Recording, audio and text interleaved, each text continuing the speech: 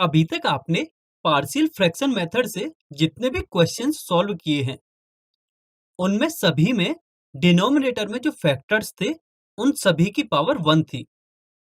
अब हम आगे ये सीखेंगे कि यदि जो डिनोमिनेटर में फैक्टर्स होते हैं, उनकी पावर 1 से ज़्यादा हो, तो हम उनका पार्शियल फ्रैक्शन मेथड से कैसे सॉल्व करेंगे। इसे हम एक एग्जाम्पल से समझते हैं। माना हमें इस फंक्शन को इंटीग्रेट करना है, तो हम यहाँ देख सकते हैं कि जो इसके डिनोमिनेटर में फैक्टर है x+1, उसकी पावर 2 है। तो फिर इसका इंटीग्रेशन हम कैसे करेंगे? सबसे पहले हम इस फंक्शन को कुछ इस तरह से लिख सकते हैं।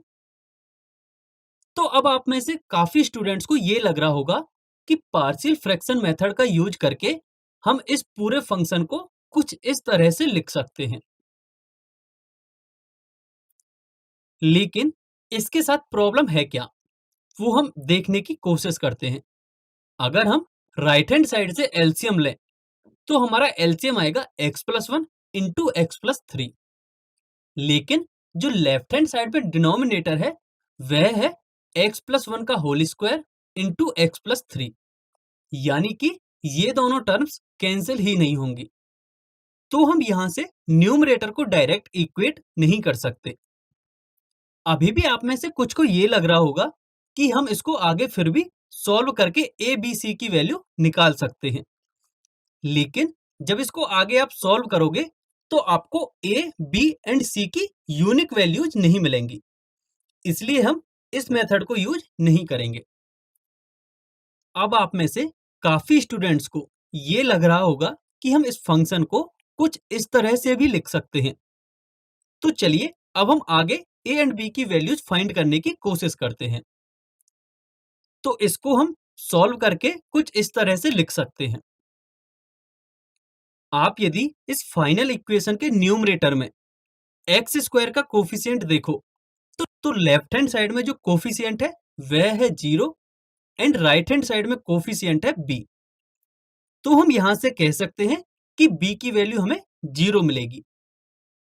b की वैल्यू 0 मिलने का मतलब ये है कि हमारा ये फैक्टर 0 हो जाएगा। यानी कि जो हमने इसको पार्शियल फ्रैक्शंस में ब्रेक किया था, उसका एक फैक्टर तो 0 ही हो गया। तो इसलिए हम इस मेथड को भी यूज नहीं करेंगे। तो अब आप में से काफी स्टूडेंट्स को ये भी लग रहा होगा कि यदि मैं इस फंक्शन को कुछ इस तरह से राइट डाउन कर दूं, तो क्या होगा। तो चलिए हम देखते हैं कि इसको हम आगे कैसे सॉल्व करेंगे। हम इसके आरएचएस से एलसीएम लेंगे, जिससे कि हमें कुछ इस तरह की टर्म्स मिलेंगी। तो हम यहां से देख सकते हैं कि यहां से जो डिनोमिनेटर है वो तो इक्वल है। इसका मतलब इसका न्यूमरेटर भी इक्वल होगा। अब हम ए बी एंड सी की वैल्यूज फाइंड करने के लिए सबसे पहले आरएचएस को हम एक्स स्क्वायर के कोफिशिएंट, एक्स के कोफिशिएंट एंड कांस्टेंट टर्म की फॉर्म में लिखने की कोशिश करते हैं, जिससे कि हमें कुछ इस तरह की इक्वेशन मिलती है। आप में से काफी को फिर से ये लग रहा होगा कि यहाँ भी तो एक्स स्क्वायर का कोफिशिएंट ए प्लस सी है एंड लेफ्ट हैंड साइड में एक्स स्क्वायर का कोफिशिएंट 0 है। तो अब भी तो ए प्लस सी की वैल्यू 0 हो जाएगी। लेकिन इसके 0 होने में और जो अभी पिछले केस में b की वैल्यू 0 हुई थी, उसके 0 होने में फर्क है। क्योंकि यहां आप देख सकते हो कि हमें एक इक्वेशन मिली है which is a plus c is equal to 0, और वहां हमें एक कोफिशिएंट की वैल्यू ही 0 मिली थी, जो कि थी b की वैल्यू। तो इसलिए हमने उस मेथड को यूज नहीं किया था।